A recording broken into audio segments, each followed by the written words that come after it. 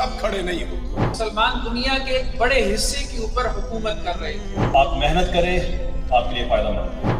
I am young man. I have lot of time. دنیا کا کوئی فاتح، کوئی فتح کرنے والا جب فتح کر لیتا ہے اس کا سر اونچا ہوتا ہے، تلوار ایسے ہوتی ہے اور وہ اپنے نعرے لگواتا ہے۔ تب اس کو ریئلائز ہوا کہ وہ I will not laugh. I'm lying. Scientific content ہے، ایجوکیشنل کنٹینٹ کے بیلنس اور افیکٹو یوتھ کیسے بنائی جائے کہ ہمارے نوجوانوں کے شعور بڑھے۔ ایک نوجوان اگر قلم کی طاقت سے اپنی آزادی مانگتا ہے کہ پاکستان کی آبادی کا 70% نوجوانوں کا قبول، سب سے پہلے علم حاصل کریں۔ اب میں اسٹیج پہ انوائٹ کرتا ہوں محترم جناب عبدالوارث گل صاحب کو۔ السلام علیکم ورحمۃ اللہ وبرکاتہ۔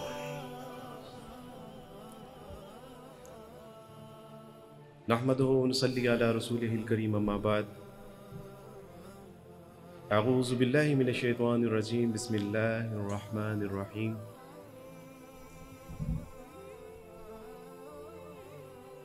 قال سبحانہ وتعالی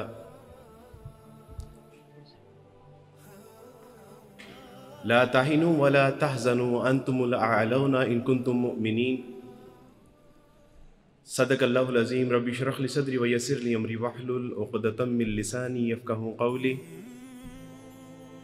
رب زدنی علما، آمین یا رب العالمین۔ ہر طرح کی تعریف اللہ سبحانہ و تعالیٰ کے لیے ہے، جو رب ہے تمام جہانوں کا، جس کے قبضہ قدرت میں ہم سب کی جان ہے اور بالآخر ہم سب کو اسی کی طرف لوٹ کر جانا ہے۔ کروڑوں درود و سلام نبی کریم صلی اللہ علیہ وسلم کی ذات اقدس پر، کہ جنہوں نے بھٹکی ہوئی انسانیت کو ایک ایسا صراط مستقیم عطا کیا کہ جس پر چلنے کا انعام اللہ کے یہاں وسیع جنتیں ہیں۔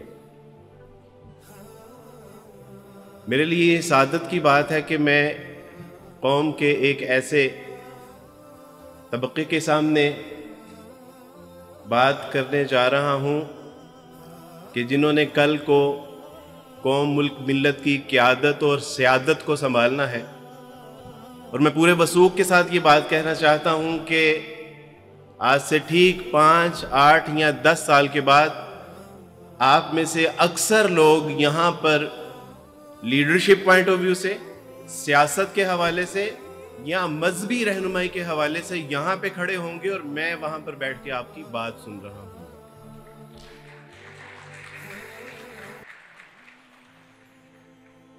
معزز حاضرین اکرام، علم کسی بھی قوم، ملک، ملت اور امتوں کے لیے ایک زیور کا مقام رکھتا ہے، اور اسلام اللہ سبحانہ و تعالیٰ کی توفیق سے اپنے سابقہ مذہب عیسائیت، یہودیت، سکھ ازم، بدھائزم، ہندوازم کا مطالعہ کرنے کے بعد میں اس بات کو پورے وثوق اور دعوے کے ساتھ کہہ سکتا ہوں کہ اسلام وہ واحد مذہب ہے کہ جو نہ صرف تعلیم حاصل کرنے کی تاکید کرتا ہے بلکہ اس کی ترغیب بھی دیتا ہے۔ نبی کریم صلی اللہ علیہ وسلم کے اوپر جو پہلی وحی نازل ہوئی، اقرأ بسم ربک الذی خلق، یہ واحد مذہب اسلام ہے کہ جس کے اندر یہ تعلیم، اسلام کا آغاز، اس کے مورلز اقرا سے شروع ہوتے ہیں۔ امام قرطبی رحمۃ اللہ علیہ فرماتے ہیں کہ اگر رسول اللہ صلی اللہ علیہ وسلم کی تعلیمات کو دیکھا جائے اور جس طرح اس میں تعلیم و تربیت کے شوق اور ذوق کے حوالے سے اللہ نے رسول اللہ صلی اللہ علیہ وسلم کو یہ حکم دیا کہ قل ربی زدنی علما، اے نبی کریم صلی اللہ علیہ وسلم آپ فرمائیے کہ اللہ میرے علم میں اضافہ فرمائیے، اور پھر امام قرطبی رحمۃ اللہ علیہ فرماتے ہیں کہ اگر اللہ کے یہاں علم سے بہتر کوئی چیز ہوتی تو رسول اللہ صلی اللہ علیہ وسلم کو اس میں اضافے کی دعا کی تلقین کی جاتی۔ رسول اللہ صلی اللہ علیہ وسلم محض اس کی ترغیب نہیں بلکہ فضیلت بھی بیان کی۔ رسول اللہ صلی اللہ علیہ وسلم نے اس کی اہمیت پر زور دیتے ہوئے کہا کہ طلب العلم فریضۃ علی کل مسلم، علم حاصل کرنا ہر مسلمان مرد اور عورت کے اوپر लाजिम है, मलजूम है। इल्म से होता क्या है? इल्म से होता यह है कि इल्म आपको खुद शनासी में मुआवन होता है, और जब खुद शनासी आती है तो खुद शनासी से फिर खुदा शनासी आती है। आज हम स्कूल, कॉलेज, यूनिवर्सिटियों में इल्म तो पढ़ रहे हैं, लेकिन आदाबे इल्म जो है उससे महरूम है। इसी वजह से आज हमारी यूथ खुद शनासी से महरूम है, और खुद शनासी से आगे वाला मरहला खुदा शनासी, उससे भी वो महरूम हुई पड़ी।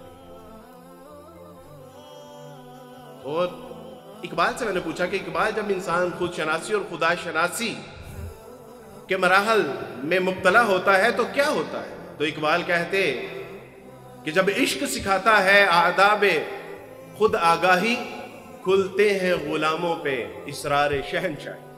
ये इल्म करता है कि जब इंसान हकीकी इल्म हासिल करता है तो उसके ऊपर ना सिर्फ अपने असरार और रमूज खुलते हैं, बल्कि अल्लाह सुब्हानहू व तआला की मार्फत और इरफान के चश्मे भी उसके ऊपर फूटना शुरू हो जाते हैं। और उसके बाद फिर क्या होता है?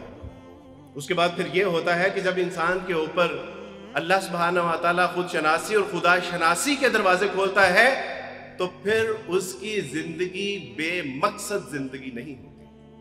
फिर वो एक बामकसद जिंदगी गुजारता है, जिसके बारे में अरस्तु कहते हैं कि हाउ इज दिस पॉसिबल, कि जिस अल्लाह ने इंसान को करोड़ों साल कोल्ड स्टोरेज में उसकी अरवाह को रखा हो, हाउ इज दिस पॉसिबल कि दुनिया में वो आए और वो कहे कि मैं तो पर्पस लेस लाइफ गुजार रहा हूं, या वो कहे कि मेरी जिंदगी का तो कोई मकसद नहीं है।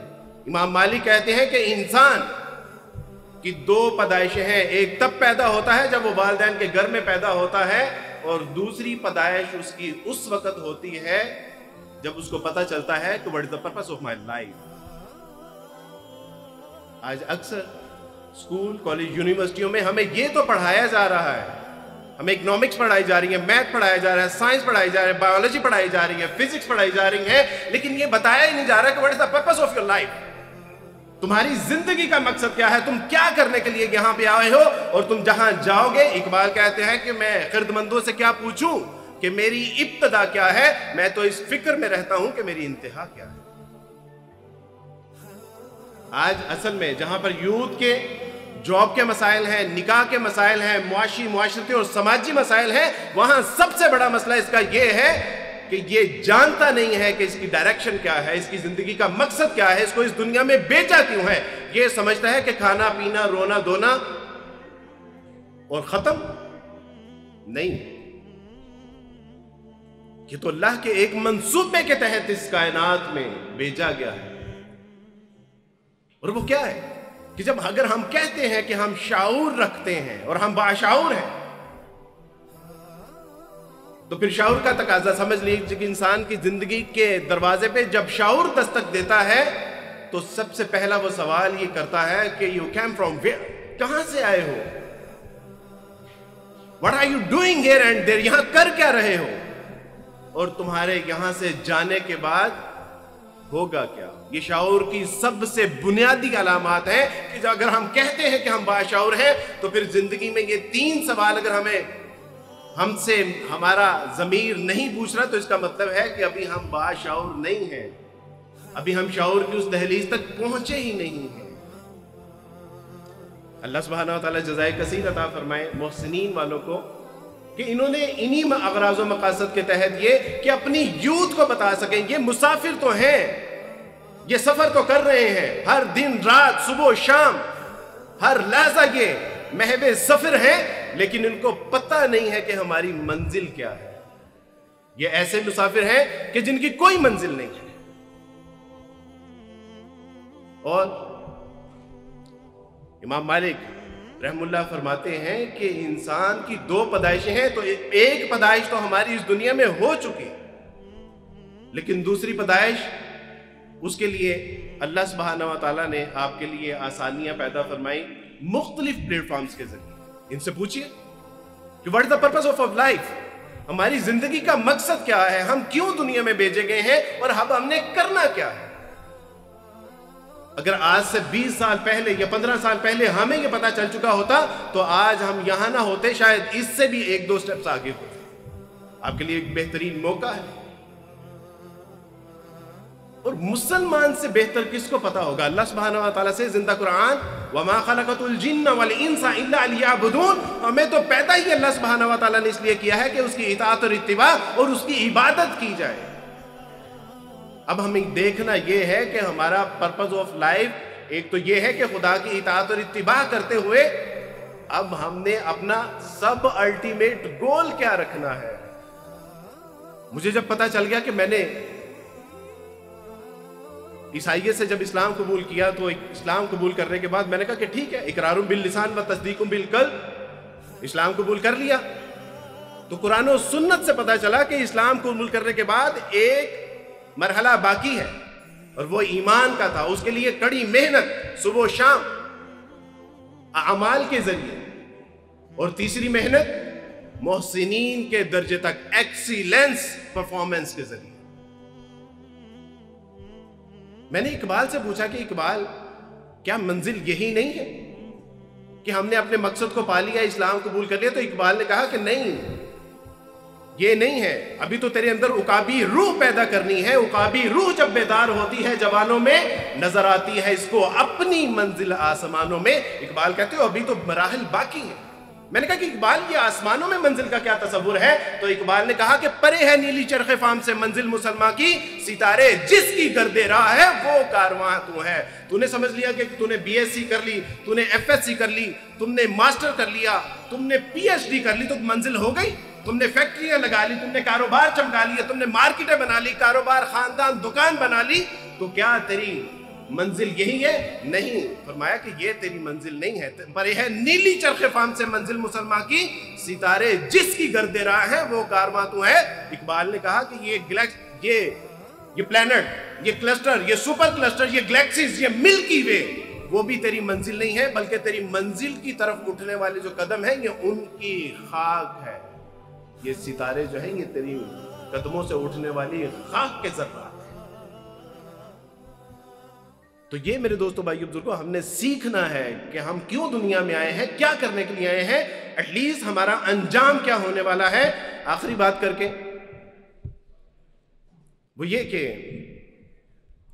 یورپ پہ اسلام کے احسان کے صفحہ اول پہ ایک حکایت لکھی، اور وہ حکایت یہ تھی کہ کسی نے لکھا کہ ایک شیر کا بچہ تھا، اور وہ شیر کا بچہ اپنے ماں باپ سے الگ ہوا اور گم ہو گیا، اور گم ہونے کے بعد وہ ایک گڈریے کو ملتا ہے، چرواہے کو ملتا ہے، اور چرواہا اس شیر کے بچے کو بھیڑ بکریوں کے ساتھ رکھنا شروع کر دیتا ہے، اور جب وہ بھیڑ بکریوں کے ساتھ پلتا ہے تو وہ بھی بھیڑ بکریوں کی طرح اچھلنا کودنا شروع کر دیتا ہے، ان کی طرح منمنانا شروع کر دیتا ہے۔ اسی طرح وہ بڑا ہو جاتا ہے۔ ایک بار ایک لومڑی نے اس کو کہا کہ تمہیں پتا ہے کہ تم you are not a lamb, you are a lion۔ اس نے کہا you can say، تم کیسے کہہ سکتے ہو کہ میں ایک شیر کا بچہ ہوں، میں لیم نہیں ہوں؟ تو اس نے کہا کہ ذرا چشمے میں اپنے چہرے کو دیکھو۔ جب اس نے اپنی جد دیکھی، اپنے دان دیکھے، اس نے کہا ذرا اپنی آواز نکالو۔ جب اس نے اپنی آواز کو نکالا تب اس کو ریئلائز ہوا کہ I am not a lamb, I am a lion۔ میرے دوستو بھائیو بزرگوں، کسی وقت قرآن و سنت کے چشمے میں اپنے چہرے کو دیکھیے گا۔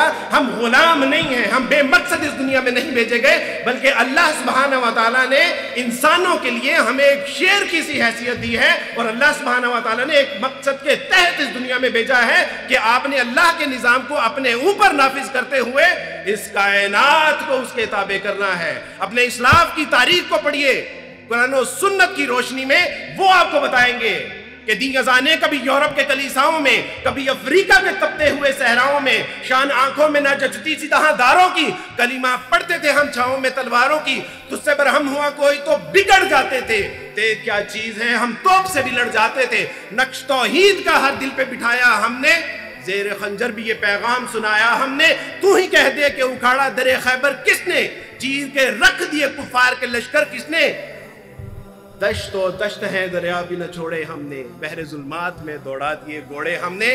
جب قرآن و سنت کے چشمے میں اپنی شکل دیکھیں گے تو آپ کو پتہ چلے گا کہ ہم غلام قوم نہیں ہیں۔ We are not purposeless people۔ اللہ سبحانہ و تعالیٰ سے دعا ہے کہ اللہ سبحانہ و تعالیٰ آپ کا یہاں پہ آنا، میرا یہاں پہ بلانا، بات کرنا، سننا، سنانا قبول و منظور فرمائے، اور محسنین والوں کو اللہ سبحانہ تعالیٰ جزائے کثیر عطا فرمائے کہ انہوں نے آپ سے بات کرنے کا موقع دیا۔ واللہ یحب المحسنین، وآخر دعوانا ان الحمد للہ رب العالمین۔